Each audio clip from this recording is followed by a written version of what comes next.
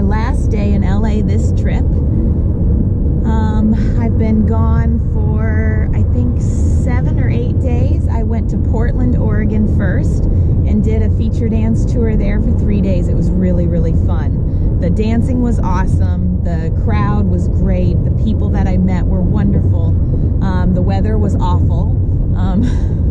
Awful. It rained the entire time I was there, and was cold and stuff like that. But, you know, it was a great experience. And then I flew from Portland directly to LA, and I've been doing scenes all week for my website and for Porn Fidelity and a couple other places, and it's just been a good week. I stayed at this crazy amazing hotel, the Jamaica Bay Inn in Marina Del Rey, and like, holy, if you ever go to LA and you want a nice hotel, I swear it was beautiful. I woke up every morning so that I could capture the sunrise, because it was so beautiful from my porch area off of my hotel room, and it was a half a mile from Venice Beach. So I walked to Venice Beach once, and I ran to it twice, and there were just a million places to eat. The wine and the food and the restaurant was amazing at the hotel. It was just a perfect weekend. Like, it was just amazing. I love life, and how, like, one day I can be in Portland where it's rainy, and then the next day I can be in LA and there's palm trees right outside my window of my hotel. It's pretty cool. So, okay, YouTube topic for the day. I got a text message from one of my, I call them Commander-in-Chiefs. Commander-in-Chiefs are people that have wanted to get to know me better, so they purchase my phone number. And then I can chat with them anytime I want. I can text them and we can share pictures and stuff like that. It's really nice. One of them texted me this morning, and he said to me, "How can you always be so happy? Like, is it fake?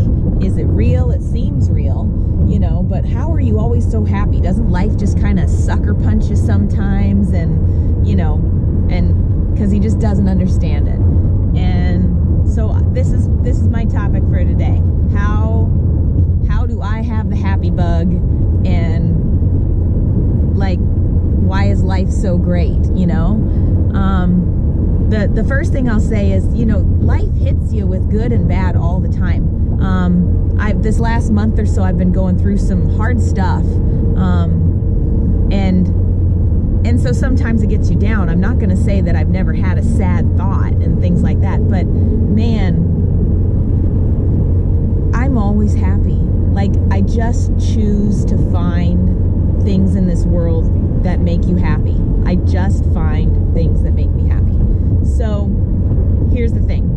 My dad, I'm going to tell you a little story about my dad. My dad was blind. So my mom is blind too. Both of my parents are blind. My mom's never seen me before.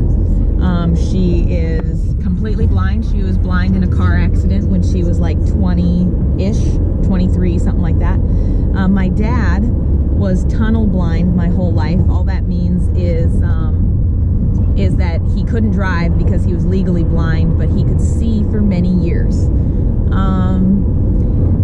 So I grew up, and we never had a car. We took cabs everywhere. We took buses everywhere. I always had to kind of like show my parents around, so they would take my shoulder or my arm, and they had canes and everything like that. And it was normal for me. We didn't have a TV for the longest time growing up, and I never watched TV because, like, they didn't watch TV. So it was just a different life, I guess. But my dad had a lot of health problems. He was a type 1 diabetic. He had a brain tumor when he was younger, and it gave him like epilepsy, and he had a stroke, and he just had a lot of health problems. And I remember growing up that he was the happiest man I knew. Literally the happiest man I've ever met. And why should he be happy? Because I know what he went through. I saw it every day.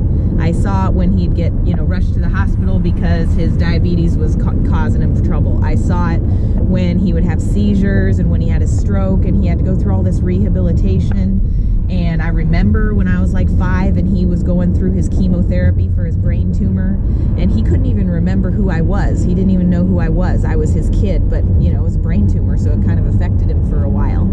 And man, I remember that. And he was the happiest man I know.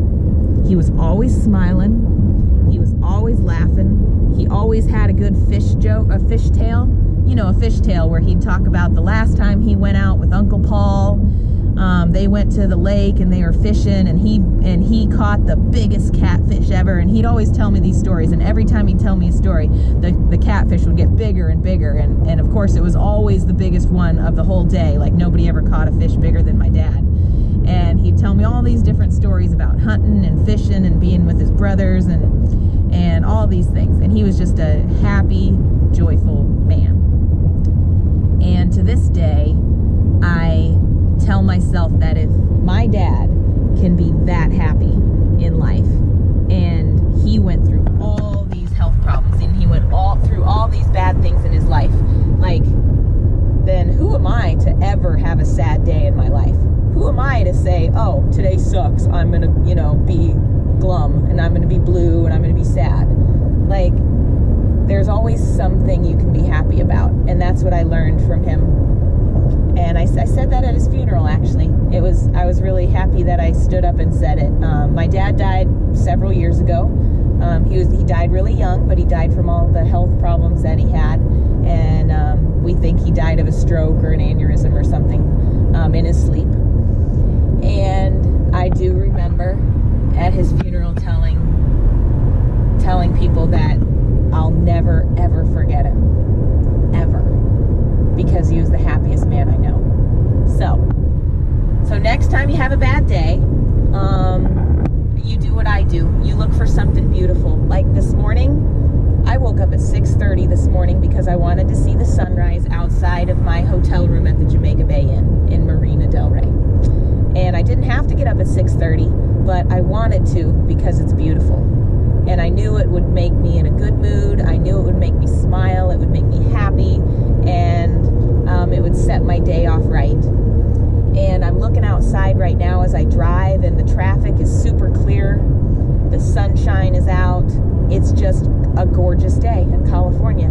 And I don't care. Maybe you're somewhere where the weather's crappy, and maybe you lost your job, and maybe bad things are happening all around with family and things like that. But no matter how bad it gets, there's always something to smile about. Even if it's, hey, you know what? Somebody cares about me in my life. There was a pretty yellow flower on the side of the road, and I happened to see it. There was a beautiful sunset in the sky. Man, I'm so happy that I'm healthy. You know, whatever it is, there's a million blessings I can count. So that's my answer. Final answer. Bubba asked me the question, how in the hell do you stay so happy? And that's my answer. My dad made me. My dad made me happy. And it's a really amazing thing to be able to look at life through happy glasses, you know, and see everything from a positive perspective. So try it. Next time you have a bad day, I challenge you to go find a yellow flower. And when you find a yellow flower, smile, because I would have liked to see it. Smile because it would have made me smile. Smile because you found something that you know is pretty in the world. And remember all those things because it's pretty special. Okay, that was sappy. I know. You're like, where's the boobs? And where's all the fun stuff about traveling and things like that? I know, but sometimes YouTube is about life. So I hope you enjoyed it. And I hope you enjoyed it was 10 minutes in the car in LA with me. Because, you know, what else am I going to do in the car? Besides, you know, play with my toy.